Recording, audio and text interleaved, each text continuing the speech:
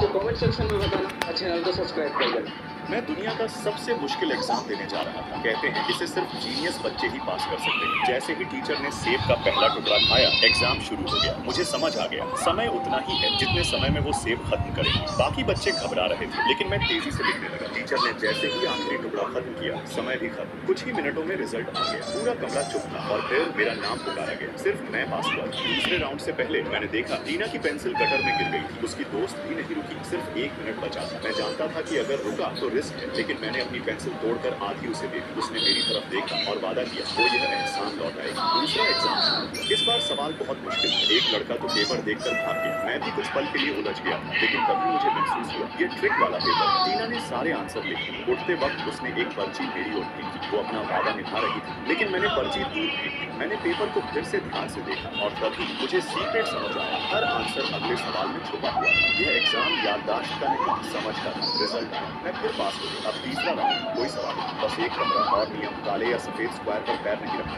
एक लड़की ने कहा यह नामुमकिन है। वो तुरंत फेल हो गई। दूसरी ने रस्सी बांधकर बात की। एक लड़का स्पाइडरमैन की तरफ कूद गया। चश्मा पहने लड़का घुटनों के सहारे लेट गया। अब मेरी बारी। मैंने फर्श को ध्यान से देखा, कुछ सेकंड सोचा, फिर आराम से सीधा चलता हुआ कमरे को पार कर गया। सब हैरान थे, मैं मुस्कुराया। बॉक्स स्क्वायर नहीं थे, उनकी लंबाई चौड़ाई से ज्यादा थी। वे रेक्टेंगल थे। नियम था स्क्वायर पर पैर मत रखो, रेक्टेंगल पर रखने की मनाही नहीं। और यही वजह थी कि मैं आखिर तक जीत गया। मैं दुनिया का सबसे मुश्किल गेम खेला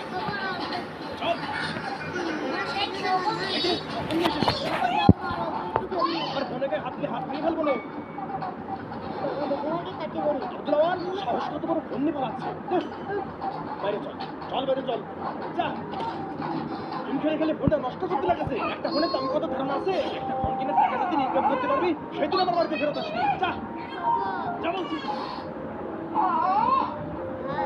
আমার এই কাজের মজা দিবি কি তুই কাজ করবি?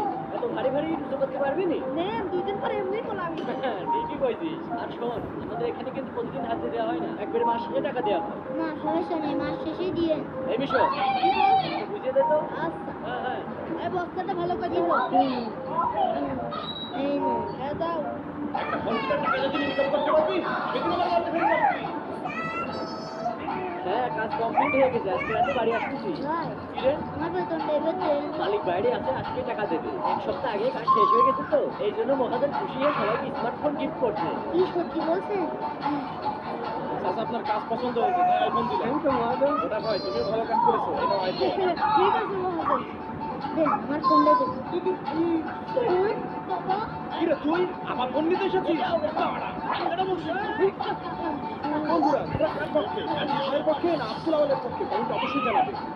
जिंदगी में कुछ भी करना, कोई भी गलती करना, पर भूल कर भी इस रेस्टोरेंट में खाना खाने मत चले जाना।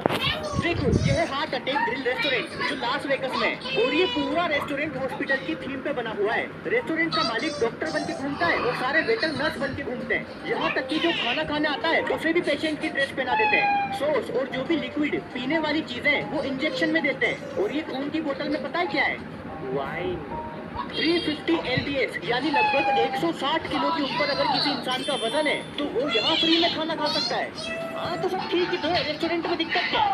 दिक्कत ये है कि पहली बात तो ये दुनिया का सबसे अनहेल्दी रेस्टोरेंट है, इसीलिए तो इसका नाम हार्ट अटैक ग्रिल है। क्योंकि सच में यहाँ खाते हुए लोगों को हार्ट अटैक आ जाता है, इतना अनहेल्दी खाना है। और दूसरी चीज ये कि अगर तुमने वो अनहेल्दी खाना पूरा नहीं खाया तो पूरे रेस्टोरेंट के बीच में तुम्हें खड़ा करके तुम्हारे पिछवाड़े पर पड़ेंगे जोरदार सपाटे, इतनी जोर से कि पीछे से पड़ेंगे और आगे से तुम्हारी आत्मा बाहर निकल जाएगी और 2 के 4 हो जाएंगे।